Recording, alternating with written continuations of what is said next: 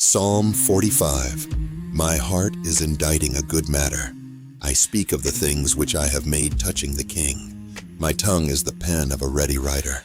Thou art fairer than the children of men. Grace is poured into thy lips.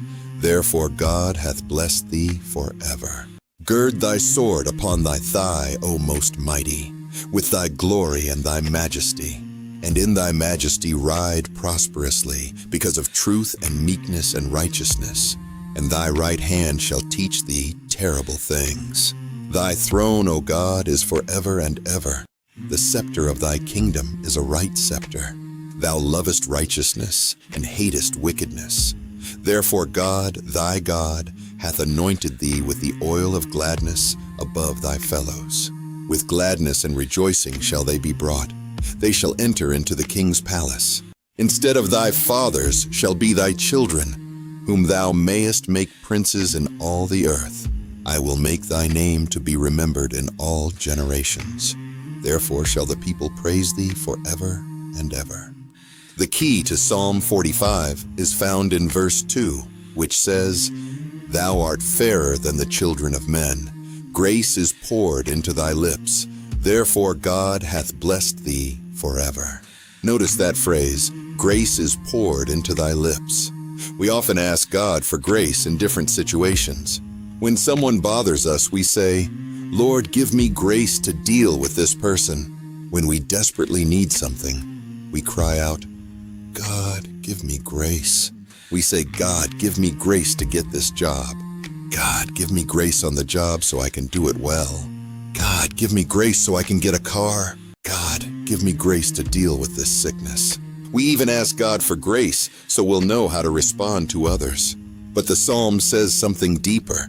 It says, grace is poured into thy lips. This isn't a one-time thing. It's continuous. This is a person into whose heart God has poured his grace. And from the well of that heart, grace flows straight to his lips. Why? Because the Bible says, out of the abundance of the heart, the mouth speaketh. Grace is a broad word. So what kind of grace is being spoken of here? You find it in verse 4, which says, And in thy majesty ride prosperously because of truth and meekness and righteousness. Truth, meekness, and righteousness.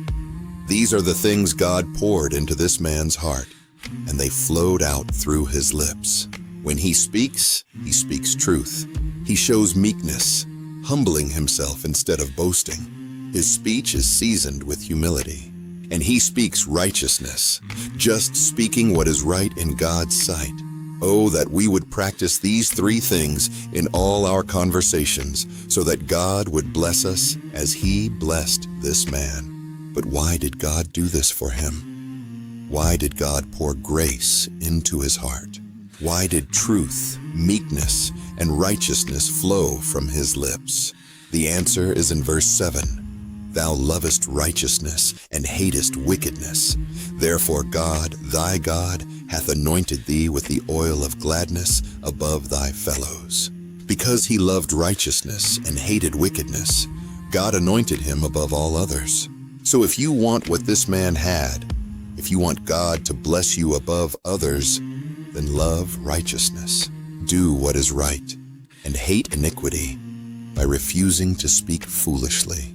Speak truth, speak with humility, and speak what is right in God's sight, and God will bless you. God will bless you. God will bless you. God will bless you. Come walk with us through the Bible as we journey through the book of Psalms.